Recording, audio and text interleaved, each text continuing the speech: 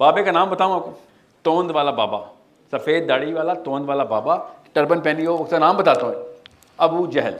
दूसरा बाबा बताऊं, असल में सफ़ेद दाढ़ी, टर्बन, तोंद, अब उमैया बिन खलफ। और से समझे इस बात को, हमें ना वो तस्वीरें दिमाग में बिठाई नहीं गई। अबू जहल की एज पता है जब नबी इस्लाम ने नबूवत का ऐलान किया था? अबू सुफियान की एज पता है? उमैया बिन खलफ की एज पता है आपको? ये सब बाबे बुजुर्ग थे उस वक्त, और कहते थे ये तो हाथों का भला बच्चा हमारे। क्यों? नबी इस्लाम मेरे से, उनकी उम्र मेरे से 2 साल कम थी। और से समझें इस बात को, हमें नबी इस्लाम के बारे में भी जो इमेजरी बनाई गई है ना, वो भी बुजुर्गी की बनाई गई है। He was as boyish in imagery, अपने जहन में वो लेके निकालें वो वाला इमेज और यूथ का इमेज डालें। प्रॉफेट सल्लल्लाहु अलैहि वसल्लम called all the youth, he was youth. जब नबी इस्लाम का विसाल हुआ सिर्फ 17 बाल सफेद थे दाढ़ी के। और समझे इस बात को, बाबों ने तो हटना ही था ना फिर, कि ये क्या हमारी सारी उम्र जाया। क्या कह रहा था अबू जहल कि तुझे मेरे दादा से भी ज्यादा पता है, मेरे बाप से भी ज्यादा पता है, वो जाहिल मरे सारे, तुझे ज्यादा इल्म आ गया। एग्जैक्ट जुमला आप भी सुनेंगे, एग्जैक्ट जुमला सुनेंगे आप। मैं आपको बताता हूं एतराजात की लिस्ट कैमरे में बताता हूं। साहिल मियां, आप उलमा के खिलाफ लोगों को उलमा से बदजन कर रहे हैं। आप मौलवियों के पेडेस्टल की जो है ना वैल्यू ख़त्म कर रहे हैं। आप कुरान पाक का वो वाला मतलब समझें जो सिर्फ गिनती के 4-6 बंदों को समझ आई है। ठीक है, गौर समझे इस भाई।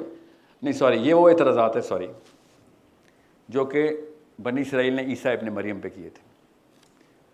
गौर समझें, एग्जैक्ट सेम वो एतराज़ात है। मैंने गलती से अपने ऊपर बना दिए, मेरे ऊपर स्लैंग में बोले जाते हैं ना एतराज़ात, कि ईसा इब्न मरियम को क्या कहा था, हमारे सेजीज के खिलाफ, हमारे आलमों को नहीं समझ आई, तुझे ज़्यादा समझ आएगी तो रात आपको आप भी ऐसे ही होगा। वाइल एग्जैक्ट कि आप किस फिरके से हैं, क्योंकि ये हमारे फिरके के मौलवी ने तो ये बात नहीं की। आप तब आप बताएंगे कि सर हमें ना थोड़ी सी साइंस समझ आ गई, भेड़ चाल से बाहर निकलें, किताब के अंदर क्या लिखा हुआ है समझ नहीं आ रही। आपकी डेफिनेशन पे तो अली बिन अबी तालिब और उमर बिन खत्ताब भी नहीं पास हो रहे। आप उनको कहीं से पास कर दे, मैं मान लूंगा आपकी बात। गिन के एक सहाबी की कोई एक एग्जाम्पल कहीं ना कहीं से लेके आएंगे, जनरल सहाबा की साइकोलॉजी नहीं लेके आएंगे कि नहीं वो तो अब्दुल्ला बिन उमर ने एक दफा कहा था कि नहीं नहीं ये 5 रुकन है इस्लाम के। बस ये मुफ्ती साहब ने मुझे बताया, देवबंद के टॉप मुफ्ती, कि अब्दुल्ला बिन उमर ने कहा था कि इस्लाम सिर्फ 5 पिलर्स के ऊपर खड़ा है। ओके, तो बाकी के सहाबा ने जो बताया था वो नहीं समझ आ रही आपको। आपने एक जान के आउट ऑफ कॉन्टेक्स्ट एक हदीस पकड़ी है और अपनी सेल्फ एस्टीम को सेटिस्फाई करने के लिए उसको पिन कर दिए।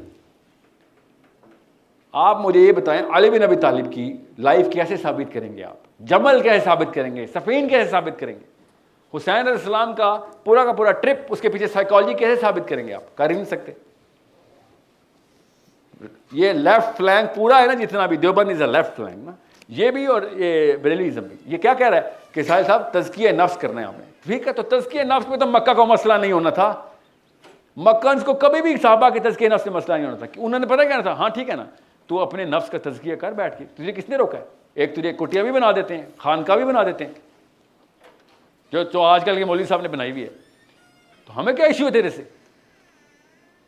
ये सहाबी और मेरा नबी तो लॉ पकड़ना शुरू हो गए थे, और पकड़ भी लिया फिर लॉ।